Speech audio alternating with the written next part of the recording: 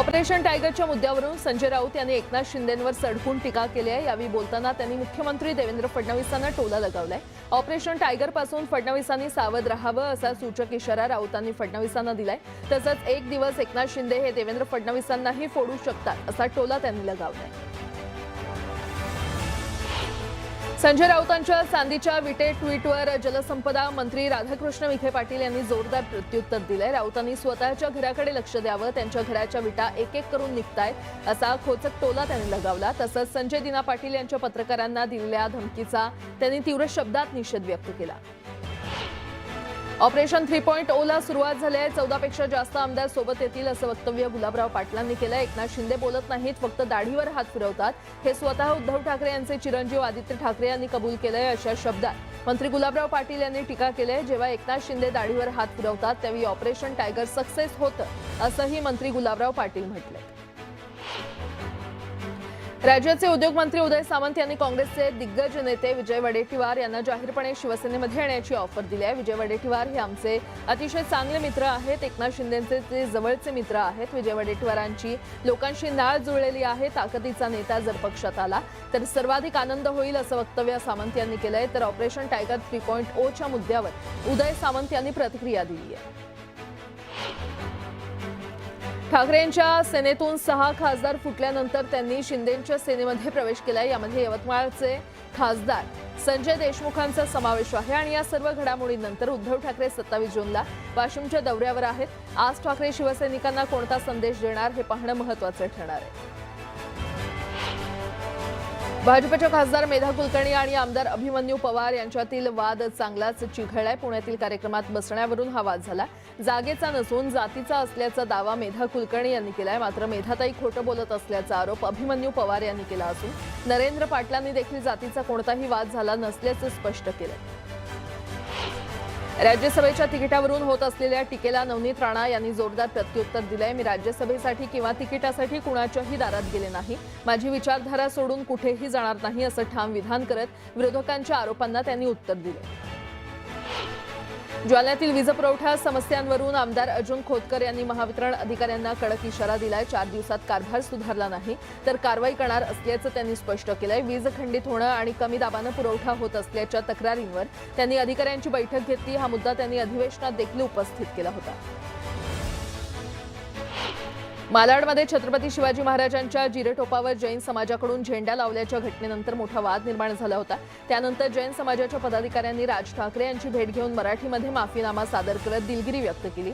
राज ठाकरे यांनी राजकीय पक्षांच्या नादी लागू नका असा इशारा देत सामाजिक तेढ निर्माण होऊ नये असं आवाहन केलं। जैन व्यापारी शिष्टमंडळाच्या राज ठाकरे भेटीनंतर निलेशचंद्र जैन मुनींनी प्रतिक्रिया दिली आहे। काही राजकारणी मुद्दाम समाजात तणाव निर्माण करत असल्याचा आरोप करत त्यांनी अशा प्रवृत्तींचा समाचार घेण्याचं आवाहन राज ठाकरे यांना केलं।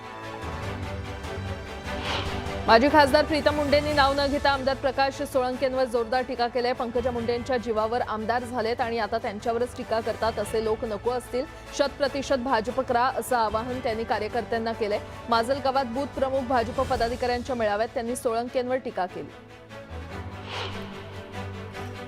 राष्ट्रवादी काँग्रेसना आमदार सना मलिक यांनी विधानसभेत तिहेरी तलाक संदर्भात केलेल्या वक्तव्यापासून पक्षातील मतभेद समोर आल्याची चर्चा सुरू झालेली आहे। सुनील तटकरे यांनी प्रसिद्ध केलेल्या निवेदनात तटकरे यांनी या संदर्भात भूमिका स्पष्ट केली आहे। सना मलिक यांचं वक्तव्य हे त्यांचं वैयक्तिक मत असून राष्ट्रवादी काँग्रेस त्या मताशी सहमत नाही असं सुनील तटकरे यांनी निवेदनामध्ये म्हटलंय। पवनराजे हत्याकांड प्रकरणाची केस पुन्हा सुरू करून न्यायालयीन चौकशी करावी अशी मागणी आमदार रोहित पवार यांनी केली आहे। काही खासदारांनी न्याय मिळण्यासाठी देखील पक्षांतर केलं, मात्र दुसऱ्या दिवशी निकाल वेगळाच लागला। पक्षांतर करण्यासाठी न्यायव्यवस्थेचा वापर होत असेल तर ही गोष्ट लोकशाहीसाठी अत्यंत घातक असल्याची टीका त्यांनी केली आहे। पंढरपुरातील विविध पत्रकार संघटनांच्या वतीनं तहसील कार्यालयाच्या दारात उभा राहून खासदार संजय दिना पाटील यांच्या विरोधात निदर्शनं करण्यात आली। संजय दिना पाटील यांची हकालपट्टी करा अशा प्रकारच्या घोषणा देऊन पत्रकार चांगलेच आक्रमक झालेले दिसून आले। यावेळी सर्व पत्रकार संघटनांच्या वतीनं तात्काळ संजय दिना पाटील यांची खासदारकी पदावरून हकालपट्टी करत त्यांच्यावर गुन्हा दाखल करण्याची मागणी तहसीलदार यांच्याकडे करण्यात आली। अयोध्येतील भव्य राम मंदिरात भाविकांनी अर्पण केलेल्या देणगीवर डल्ला मारणाऱ्या एका मोठ्या टोळीचा पर्दाफाश झालाय। मंदिराच्या दानपेटीतील रोख रक्कम आणि दागिन्यांची चोरी करण्यासाठी कर्मचाऱ्यांनी रचलेला हा कट मंदिर प्रशासनाने लावलेल्या गुप्त कॅमेऱ्यांमुळे समोर आलाय। तपासात आरोपींच्या चोरीची दुसरी पद्धतही समोर आलेली आहे। या रामलल्लांच्या मंदिरातील चोरीची मोडस ऑपरेंडी समोर आलेली आहे। नोटा मोजण्याच्या खोलीतून बाहेर पडणाऱ्या कर्मचाऱ्यांची कोणतीही अंगझडती किंवा तपासणी केली जात नव्हती, त्यामुळे मंदिराचे सीसीटीव्ही समोर आणण्याची मागणी केली जाते।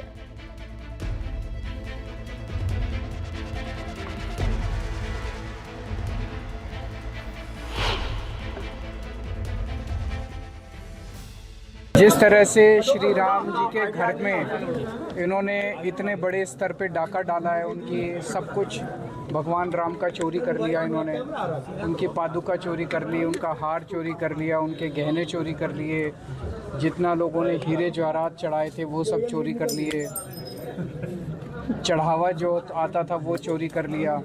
तो मन बहुत व्यथित है। सरकार बचा रही है, केंद्र सरकार एकदम संतुष्ट नहीं है। उसमें सभी जो बड़ी बड़ी मछलियां उनके ऊपर मुकदमा दर्ज होना चाहिए, उन पर कार्रवाई होनी चाहिए। और छोटे कर्मचारी तो बेचारे वो ड्राइवर हैं, कोई छोटा कर्मचारी है, उनको क्यों बेचारे को आप केवल खत्म कर रहे हो? बड़े लोगों को शामिल करो और उसमें जो भी नीचे के लोग हैं, जो भी इस तरह के जिनके ऊपर जो गोबर में पैसा छिपा के रखे थे, जो गाड़ी में छुपा के रखे, उनके खिलाफ कार्रवाई करिए। चंपत राय का नाम है कि नहीं है?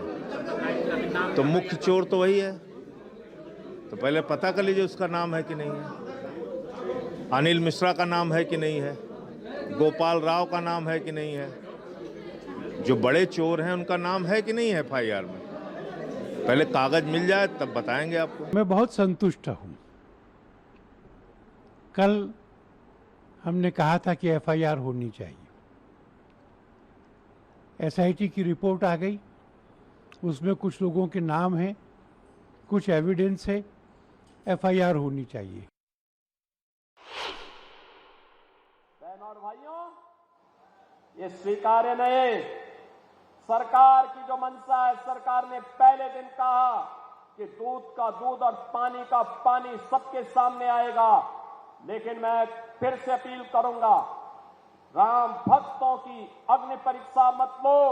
राम भक्तों के साथ, उनकी आस्था के साथ खिलवाड़ करना बंद करो। अगर तथ्य नहीं है, पुष्ट प्रमाण नहीं है तो आरोप प्रत्यारोप बंद करो, और प्रमाण है तो एसआईटी को सबूत सहित प्रमाण प्रस्तुत करो। एसआईटी की सिफारिश के अनुरूप सरकार कार्रवाई को आगे बढ़ा रही है, और जब वरिष्ठ अधिकारियों की टीम कार्य कर रही है तो उसमें फिर राजनीतिक बयानबाजी बंद करें। आणि आता पुढची बातमी पाहूयात। अयोध्या राम मंदिरातील दानातील चोरी प्रकरणात कायदेशीर कारवाई सुरू झालेली आहे। एसआयटीचा प्राथमिक तपास अहवाल मिळाल्यानंतर राम जन्मभूमी पोलीस ठाण्यात 8 जणांविरोधात नाव नमूद करून एफआयआर दाखल करण्यात आलेला आहे। तर दुसरीकडे याच मुद्द्यावरून शिवसेना ठाकरे गटाचे खासदार संजय राऊत यांनी निशाणा साधलाय। अयोध्या येथील राम मंदिराच्या उभारणीसाठी शिवसेनेनं दान केलेली 4 किलो वजनाची चांदीची वीट बेपत्ता झाल्यामुळे गंभीर प्रश्न निर्माण झाला असल्याचा आरोप राऊतांनी केलाय।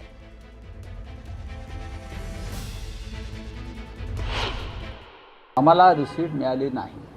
आम्ही 1 कोटी रुपये चेकद्वारे दिले। आम्ही पहिले आहोत, उद्धव ठाकरे आणि शिवसेना।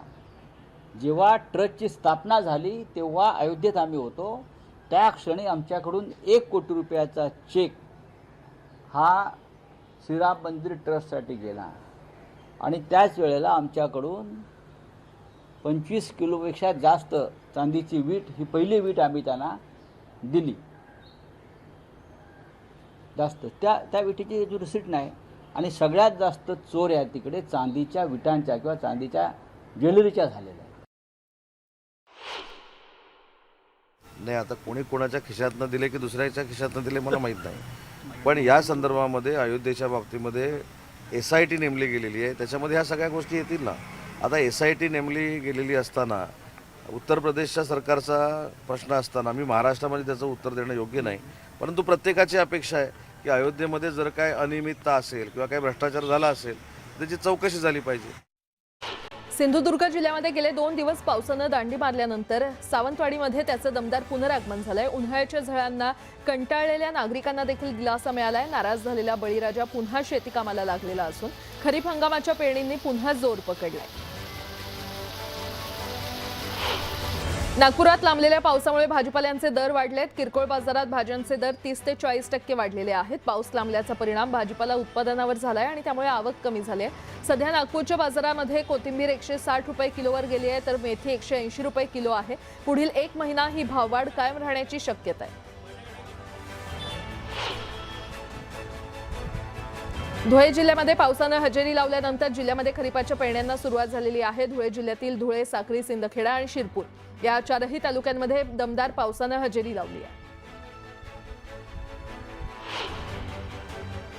पाऊस लांबल्यानं कोल्हापूरकरांची पाण्याची चिंता वाढली आहे. जून अखेरीस 50%हून अधिक भरायला हवं असलेलं राधानगरी धरण सध्या केवळ 17%वर आहे आणि त्यामुळे पिण्याच्या पाण्यासह शेतीसाठी देखील पाणीटंचाईचं संकट निर्माण होण्याची शक्यता व्यक्त केली जाते.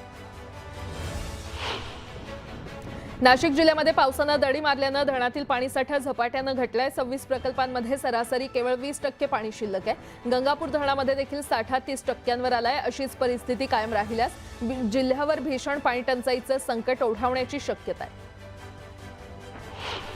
1 दिवसाच्या विश्रांतीनंतर चिपळूणमध्ये पावसाची दमदार हजेरी पाहायला मिळते. उकाड्यानं हैराण झालेल्या नागरिकांना मोठा दिलासा मिळालाय. परिसरात पुन्हा गारवा निर्माण झालेला आहे. उकाड्यानं हैराण झालेल्या नागरिकांना मोठा दिलासा मिळाला असून परिसरात गारवा निर्माण झालाय.